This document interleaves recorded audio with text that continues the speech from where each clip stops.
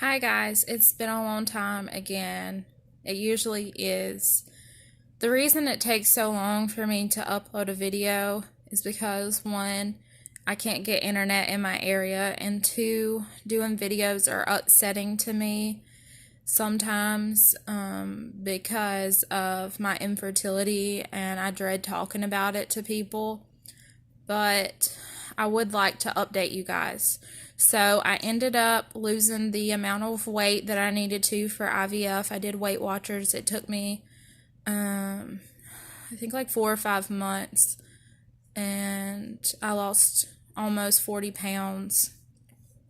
Might not be able to tell, but also I did my egg retrieval, and I ended up getting 3 embryos.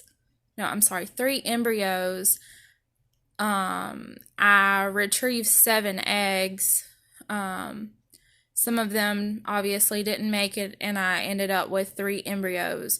One was excellent, one was great, and one was fair. So that's what we're left with.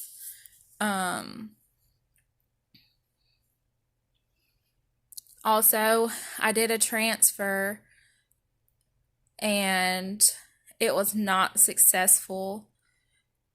Unfortunately, we found out through a biopsy, a uterine biopsy, that I had inflammation in my uterine lining and it looked like I had endometriosis, which, if you've been following me or watched any of my videos, you may have heard me talk about me having PCOS. That's my infertility diagnosis, and I've been dealing with that since I was, I believe, 15, and I'm about to turn 25 next month, so almost 10 years I've been dealing with that, and I've been getting treatments for the PCOS and protocols for the PCOS and not the endometriosis. So I just had a phone call meeting with my doctor, and we talked about doing a new protocol for a new embryo transfer. Hopefully that'll happen in a few months, and hopefully it'll be successful. Sorry I'm windy. I get nervous and I get windy. Also, I'm trying to see what else I haven't talked about. If y'all want any in-depth questions, like if you have any questions about the egg retrieval, the transfer process, like longer in-depth conversations, I can definitely do those for you and what it was like. Personally, to me, my transfer hurt worse than my egg retrieval, and that is not common. Usually your egg retrieval hurts worse than your transfer, but mine was very uncomfortable. I'm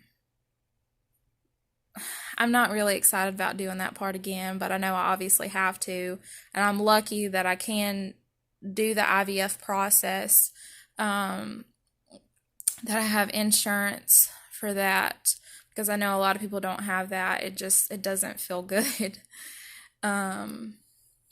But I also have interstitial cystitis, which is a bladder condition. It's like bladder spasms, and it's also called like painful bladder syndrome, and it is painful. You go to the bathroom a lot, it burns, it hurts. It feels like you have a kidney infection pretty much all the time. So the transfer really irritated that, because they had to obviously transfer the embryo into the uterus, and so it put pressure onto my bladder, and then they also had to fill my bladder because it wasn't full enough. So drink lots of water. Drink lots of water. You do not want to have to do that. It was not, it didn't feel good. And a lot of people will tell me I have a high pain tolerance, but I don't know.